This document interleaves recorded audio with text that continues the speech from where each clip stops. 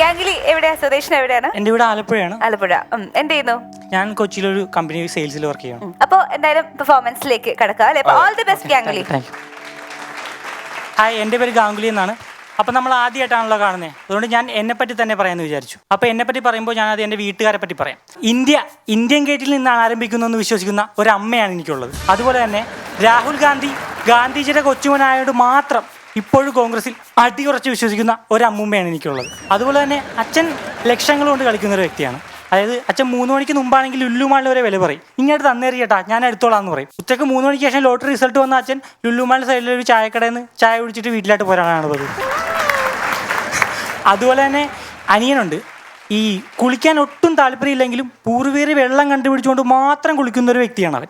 അതുപോലെ തന്നെ അവൻ വേറൊരു ലോകത്ത് ജീവിക്കുന്ന വ്യക്തിയാണ്. അതായത് നമ്മളൊക്കെ വിശ്വസിക്കുന്നത് ഭൂമി സൂര്യന് ചുറ്റും കറങ്ങുന്നു, അതുകൊണ്ട് രാവും പകലും ഉണ്ടാകുന്നു, നമ്മൾ പകൽ ജോലി ചെയ്യുന്നു, രാത്രി കിടന്ന് ഉറങ്ങുന്നു എന്നതാണ്. പക്ഷെ അവൻ എഴുന്നേൽക്കുന്നത് 1 മണിക്കും, രാവിലത്തെ കാപ്പി കുടിക്കുന്നത് 2 മണിക്കും, വൈകുന്നേരത്തെ ഫുഡ് കഴിക്കുന്നത് 6 മണിക്കും, ഉറങ്ങുന്നത് 12 മണിക്കുമാണ്. അവന് വേണ്ടി സ്വന്തമായിട്ടൊരു കലണ്ടറും ഒരു ക്ലോക്കും നിർമ്മിക്കേണ്ടി വരും. അതാണ് എൻ്റെ അഭിപ്രായം.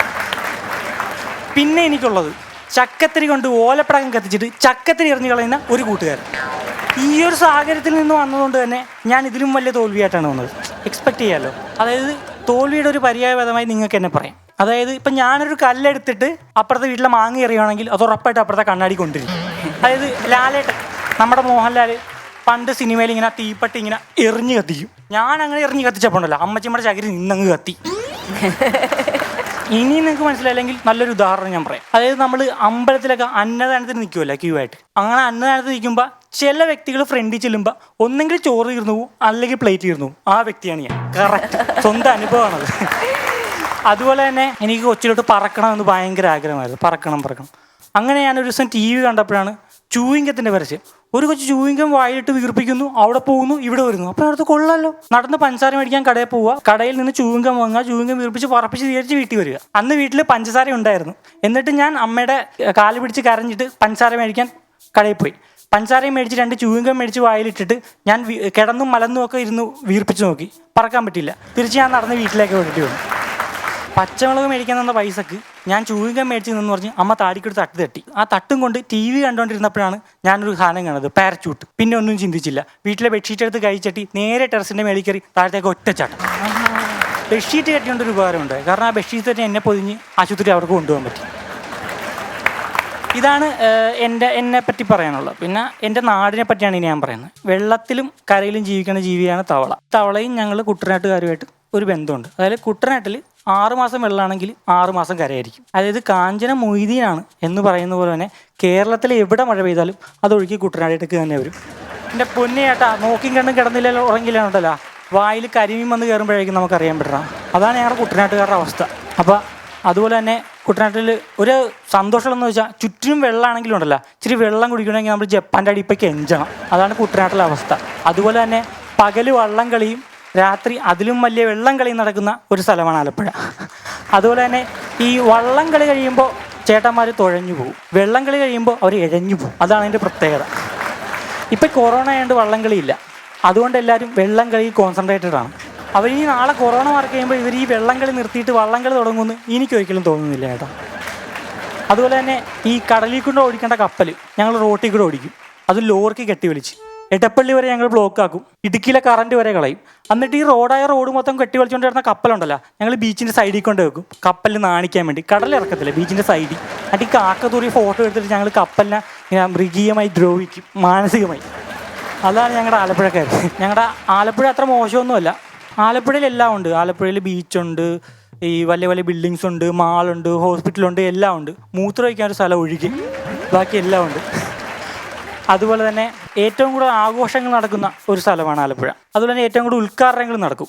അതായത് 3 ലക്ഷം രൂപയുടെ ബസ് സ്റ്റാൻഡ് നമ്മൾ 5 ലക്ഷം രൂപ ഉദ്ഘാടനം ചെയ്യും. എന്നിട്ട് നമ്മൾ ആ ബസ് സ്റ്റാൻഡിൽ പോയി ഇരുന്ന് കണ്ടല്ലേ ചേട്ടാ, സിൽവർ സ്റ്റോം പോലെ തീട്ടി താഴെ ഒരു ചന്തി കാന്തം വേണം അതിരിക്കണമെങ്കിൽ, ഒരു പ്ലെയിൻ കമ്പിയാണ് വെച്ചിരിക്കണം. നമ്മൾ MLA കൊണ്ട് കല്ലിടിച്ചിട്ട് മന്ത്രിനെ കൊണ്ട് ഉദ്ഘാടനം ചെയ്യിച്ച് പാർക്കൊക്കെ പണിയും. ആ പാർക്കിൽ ഒരു മനുഷ്യനെ നമ്മൾ കയറ്റത്തില്ല. അഥവാ കയറിയാൽ നമ്മൾ ചൂരിലുകൊണ്ട് അടിച്ചു ഓടിക്കും. അതാണ് ഞങ്ങളുടെ ആലപ്പുഴക്കാരുടെ ഒരു സ്റ്റൈല്. സ്റ്റോക്കൊക്കെ തീർന്നു, നമുക്ക് ഇത് ക്ലൈമാക്സ്.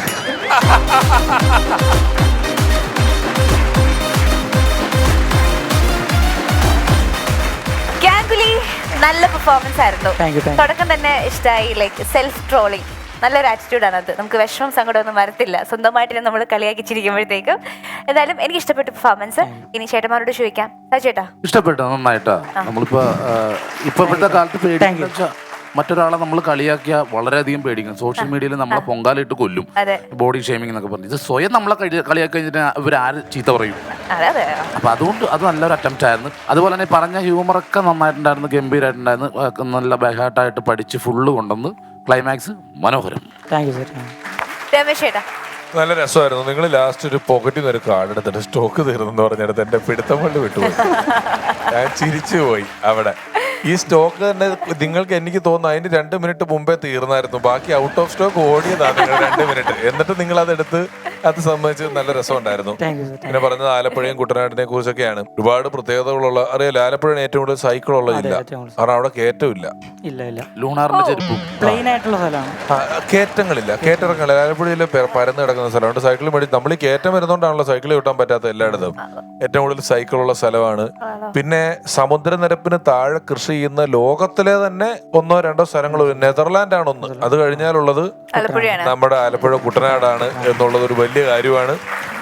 കാരണം അതൊക്കെ അന്നേ വലിയ മനുഷ്യനിർമ്മിതമായ കായലും കനാലും ഒക്കെയാണ് ആ കാണുന്നത്. നമ്മൾ ഹൗസ് ബോട്ടിലൊക്കെ പോകുന്ന സ്ഥലം, അതിലെ പോയാൽ നമുക്ക് കാണാം താഴെ പാടം ഇരിക്കുന്നത്, വെള്ളം പൊങ്ങിയിരിക്കുന്നതുമായിട്ട് നമുക്ക് ഹൗസ് ബോട്ടിൽ പോകുമ്പോൾ ശ്രദ്ധിച്ചാൽ കാണാൻ പറ്റും. വേറൊരു സ്ഥലത്തും ഇല്ല അത്ര മനോഹരമായ ഒരു സ്ഥലം. അവിടുത്തെ കുറെ കാര്യങ്ങൾ, വെയിറ്റ് ഷെഡിൽ വെക്കുന്ന സീറ്റിനെ പറ്റിയൊക്കെ പറഞ്ഞു. പല വെയിറ്റ് ഷെഡിൽ അങ്ങനത്തെ സീറ്റ് ഉണ്ട്, ഇരിക്കാനും പറ്റൂല, നിൽക്കാനും പറ്റില്ല, ഒന്നും ഇല്ലാത്ത ഇത്രയും വീതിയുള്ള സീറ്റുകളൊക്കെ വെക്കുന്നതൊക്കെ റെഫർ ചെയ്ത് പറഞ്ഞു. ഇതുപോലത്തെ പാർക്കും വരും. ഇപ്പോഴത്തെ പാർക്കും നമ്മൾ എറണാകുളത്ത് ചെന്ന് കഴിയുമ്പോഴത്തേക്ക് കുഞ്ഞുങ്ങളെ കൊണ്ട് നമ്മൾ ചെല്ലുമ്പോൾ കച്ചവടക്കാരുണ്ട്. അവർ ഈ ഊതണ പീപ്പി ഒക്കെ ഇങ്ങനെ പറക്കണം, അതുമായിട്ട് നേരെ പിള്ളേരെ അടുത്ത് ഊത്ത് തുടങ്ങും. അപ്പൊ പിള്ളേർ കരച്ചിൽ തുടങ്ങും. ഇത് മേടിച്ചു കൊടുക്കാൻ പറഞ്ഞിട്ട് എന്റെ വീട്ടിലെ എല്ലാ പിള്ളേരും കൊണ്ടിട്ട് ടൂർ പോയിക്കാണ് പാർക്കിലേക്ക്.